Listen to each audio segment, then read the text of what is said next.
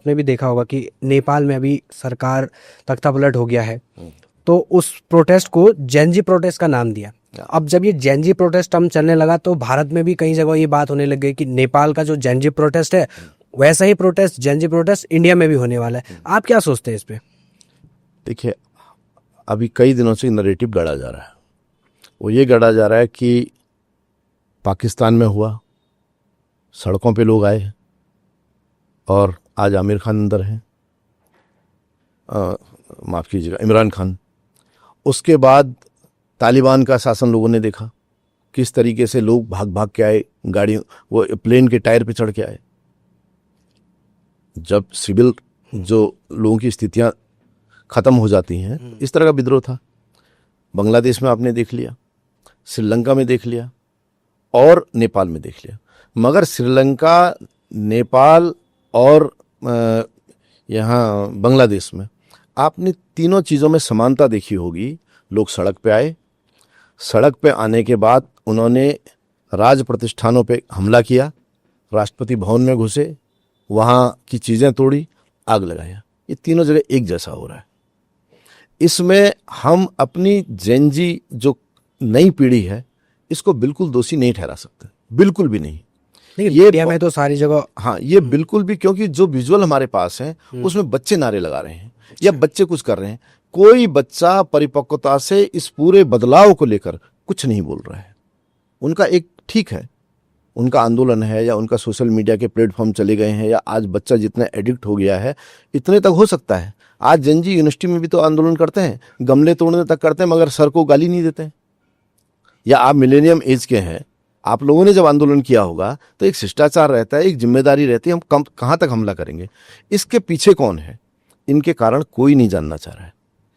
भारत एक मजबूत लोकतंत्र का देश है, किसी पार्टी का व्यक्ति हो, मगर भारत के नागरिकों के भीतर एक लोकतांत्रिक मूल्य इतने बड़े हैं कि वे विरोध कर सकते हैं।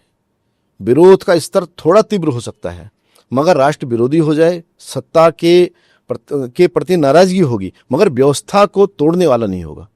और ये हमारे यहाँ लगातार कोशिशें हो रही हैं। आप शाहीन बाग का आंदोलन देखिए, भीड़ को एनआरसी का पता नहीं, सीए का पता नहीं, मगर भीड़ बहुत थी और लगातार देश विरोधी बातें हो रही थी।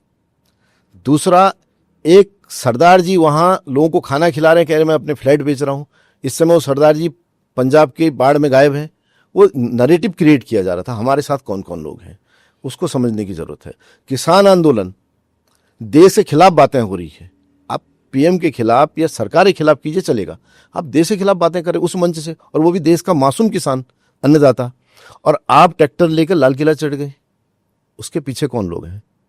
जब सत्र शुरू होता है, जॉर्ज सोरोस की रिपोर्ट आ जाती है, आपको बीबीसी की कोई रिपोर्ट आ जाती है, उसके बाद हिडनबर्ग की रिपोर्ट आ जाती है। उसको लेकर, उन विवादित विषयों को लेकर सदन को हमारा इंडी गठबंधन चलने नहीं देता है। उसके बाद हमारे एमओयू, राहुल गांधी चाइना के साथ एमओयू करते हैं। एक पार्टी का, राजनीतिक दल का एक देश के साथ क्या एमओयू हो सकता है? फिर राहुल गांधी बीच बीच में विदेश जाते हैं और बताते नहीं कहाँ जा रहे हैं, और जब जाते हैं तो विदेश से वो भारत के लिए खराब बोलते हैं। भारत की यूनिवर्सिटी उन्हें क्यों नहीं बुलाती है? जब उन्हें ऑक्सफोर्ड बुला रहा है, कैम्ब्रिज बुला रहा है, उनके देश जहाँ जहाँ उनकी सरकारें हैं, हिमाचल में है, कर्नाटक में है, या जहाँ भी हैं, वहाँ की यूनिवर्सिटी क्यों नहीं बुला रही? नहीं तो वो इवेंट ही बना ले कि भाई हमारे लोग सवाल पूछेंगे, हमारे सब कुछ करेंगे, राहुल गांधी की जय जयकार करनी है, भारत में तो करें। ये सारा एक नैरेटिव है, ये पूरे देश विरोधी जो चीज़ें हैं, और हम आंखें बंद करके इन चीज़ों के बजाय, आप यहाँ देखिए कि जब सर्जिकल स्ट्राइक हुआ, सवाल कौन पूछ रहा था? भारत। गर्व करने के बजाय हमारे देश के सारे लोगों को, भाई विदेश का आक्रमण हो रहा है तो वयम पंचाधिकम शतम, हमारा देश बिल्कुल नहीं, का पेड़ गिराए। जब उन्होंने संख्या दी तब पता है। एनटीआरओ ने बताया इतने मोबाइल वहाँ पर काम कर रहे थे, तब भी नहीं माने आप। सर्जिकल स्ट्राइक, एयर स्ट्राइक पे नहीं बोले। चीन के साथ झड़प पे आप नहीं माने, क्योंकि आप भारत को सदैव कमतर दिखाना चाह रहे हैं। ये कौन सी मानसिकता है? तो इसलिए भारत के भीतर सारे टूल काम कर रहे हैं। राजनीतिक पार्टियां उनका मोहरा हैं, जो अपोजिशन दिख करके इस नैरेटिव पे काम कर रही हैं, मगर भारत के लोग इसे नहीं सफल होने देंगे। भारत के लोग बदलाव कर सकते हैं, सत्ता बदल सकते हैं, नाराजगी का तरीका दूसरा हो सकता है, मगर भारत का मजबूत लोकतंत्र है। और ये आज नहीं कल आपको समझ में आएगा कि मासूम बच्चों की आड़ में कितना बड़ा खेल किया जा रहा था, वो समय के साथ जानकारी में आएगा।